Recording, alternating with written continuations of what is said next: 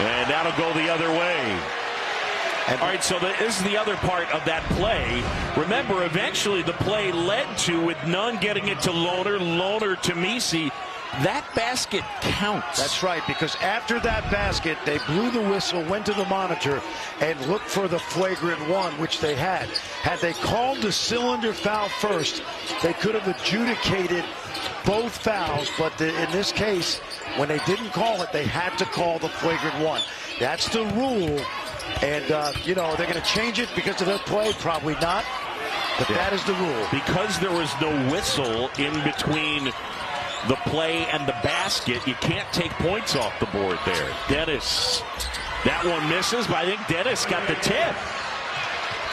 Now, Baylor did this last night. They played very sloppy in there. They only had 27 minutes in this arena before the game started last night. They have not played well. They just need to stay close when they get to the half. On the other hand, that defense by the Cyclones has been absolutely gorgeous. Shot clock under 10. Curtis Jones go for it, trying to feed Trey King, okay, and it's a kick ball. 2:19 to go here first half, and that flagrant foul on Jaden Nunn, a huge swing in this game.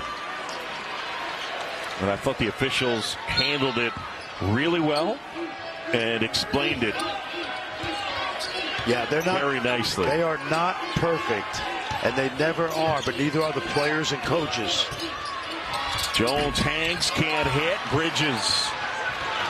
Baylor back the other way. Bridges fires and hits. He can get really hot, and you better look out. He's got a dozen, including 3 threes. Well, last year in this game against this team, he was 7 of 8 from deep and had 28 points. Deja vu, maybe? Oh, nice move. Look at Gilbert weaving through traffic. And Keyshawn with 7. Keyshawn's he's already on his way to being a star. He will be a star next year. This backcourt is dynamite. Kid from St. Louis, started at UNLV. See Trey King trying to keep him from shooting that 3. Nunn. Fight for the loose ball, out of bounds. And it's Iowa State basketball. Well, we've seen it all year, John. Jalen Bridges, he can get hot. Big time shooter, this time on the move in transition. And love watching this kid play.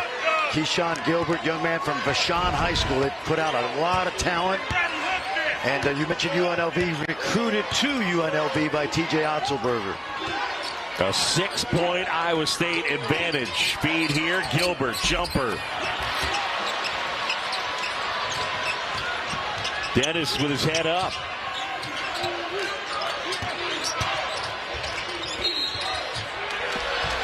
And Nunn stepped on the sideline. A turnover.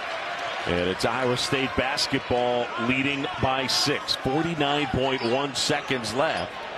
Well, let's watch this, John, because if you want to go 2 for 1 here, you got to get it up about 40. And it doesn't look like they're going to rush into it. Gilbert at the basket, off the glass, wouldn't fall. Had a good look at it. Yeah, on second thought, that's exactly what they did. Dennis had to take it away. It's Gilbert. And they get a foul on Bridges.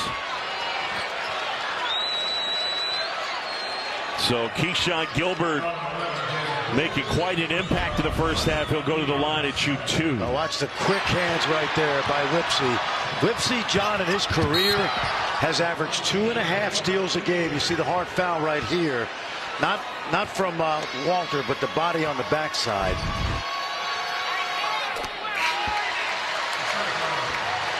Lipsey, like Shed, first team all defensive team as well as first team all Big 12. I was talking to Pop Isaacs today, and he told me that he and Taman played on a USA national junior team, and nobody knew who he was. Don Showalter, the director, put him on the team. An Iowa guy. Deflected out of bounds. And with 20.8 left, it'll be Baylor basketball. Cyclones lead it by 8. The winner gets Houston in our championship tomorrow. Dennis with Lipsy on him. Fans on their feet here in Hilton South. And now Dennis going to work. Left side, none, wide open. They got a good look at it. He just didn't knock it down. Iowa State will take an 8-point advantage into the break. TJ Otzelberger's team holding Baylor to 38% from the floor, and Coach Otzelberger is with Chris Button. TJ, not a surprise. We start first talking about your defense. What did you like on that end of the floor? Yeah, I thought early we really dictated. When we got back in transition and got set, our guys did a great job being locked in. We just got to make sure we're back in transition every time. The Baylor team we saw yesterday played much better in the second half. What will be important in the first 4 minutes coming out? Yeah, we have to have more energy. We've got to be the one that's the aggressor to start the half. We got to be great, limiting them to one shot as well. Thank you, Coach. Thanks. Iowa State, a potential 2 seed in the tournament. They lead at the half by 8. Time for our halftime report. Casey, Sean, and King. Guys. Yeah, Boog, those who have made the drive down I-35 to here inside the T-Mobile Center in Kansas City have been vocal, and they've been rewarded through 20 minutes of basketball. Earlier tonight, Texas Tech and Houston. This was a 2-point game, Sean, and then the Cougars went on a 30-5 run. Yeah, they shot 61% from the field in the second half. Jamal Shedd did an outstanding job picking and choosing in moments to score, but finding the open guys for those perimeter shots. Yeah, when Sharp can knock it down from deep, when L.J. Cryer gets going, this Houston team can score just as well as they can defend. Cryer was elite, and they will play for a Big 12 championship with Sean Farnham and King McClure. Kevin Connors here with you. King, in the pregame, you talked about the importance of Baylor's three-point shooting. They're 3 of 12 in this first half. How is Iowa State defending the three? Yeah, well, in the first matchup, Baylor shot 52% from the three-point line. It's been no secret that has not been the case tonight, but Iowa State, I've been extremely impressed with the way that they are contesting the long ball of Baylor.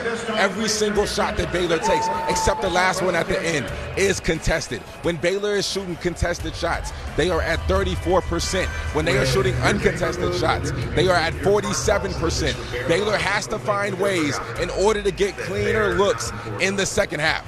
Yeah, the reality, though, for Baylor is they need their guards to do just what they did last night. Nothing more, nothing less.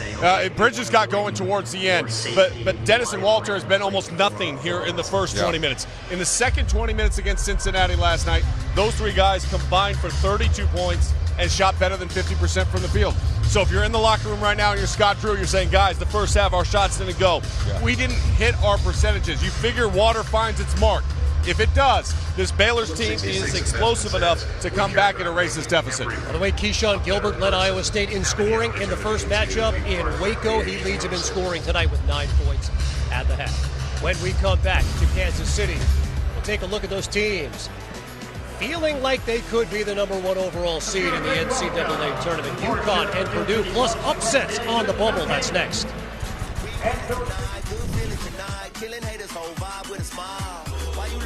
There's nothing better than a Subway Series footlong, except when you add a new footlong sidekick, like the ultimate BMT with the new footlong pretzel.